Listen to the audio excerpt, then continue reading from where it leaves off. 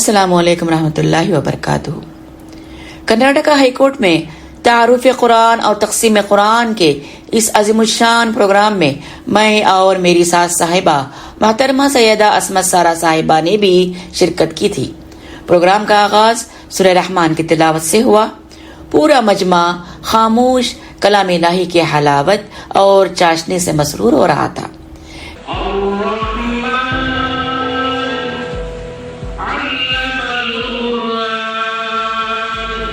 میرا خیال ہے کہ میرے شوہر سید حامد محسن نے یہ اپنی نوعیت کا منفرد پروگرام منعقد کر کے ایک تاریخ رقم کر دی، اور اس طرح کی کوئی دوسری مثال دنیا کی تاریخ میں شاید ہی دیکھنے کو ملے۔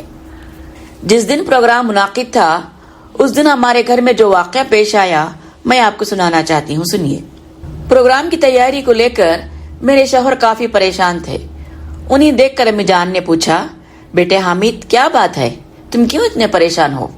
تب میرے شوہر نے کہا، امی جان آج ہائی کورٹ میں تعارف قرآن اور تقسیم قرآن کا پروگرام عمل میں آ رہا ہے، اور انٹروڈکشن آف قرآن کے عنوان پر بڑے بڑے ججز اور وکیلوں کے سامنے مجھے تقریر کرنا ہے۔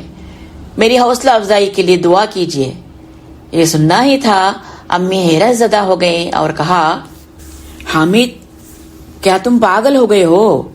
کیا تمہیں جنون سوار ہو گیا ہے جو اتنی بڑی جگہ جا کر قرآن تقسیم کر رہے ہو؟ یہ کوئی معمولی بات نہیں ہے بیٹے، یہ خطرے کو دعوت دینے کے برابر ہے۔ تم سمجھ نہیں رہے ہو کہ تم کیا کر رہے ہو۔ شبانہ تم سن رہی ہو حامد کیا کہہ رہا ہے؟ تم ہی اسے سمجھاؤ شبانہ، اگر وہاں کچھ غلط سلط ہو گیا تو مصیبت کھڑی ہو جائے گی۔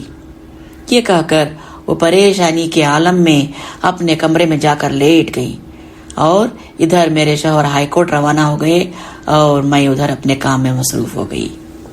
پھر کچھ دیر بعد اچانک امی میرے پاس آ کر کہنے لگے، شبانہ تیار ہو جاؤ، ہم تمہاری کار سے ہائی کورٹ چلیں گے۔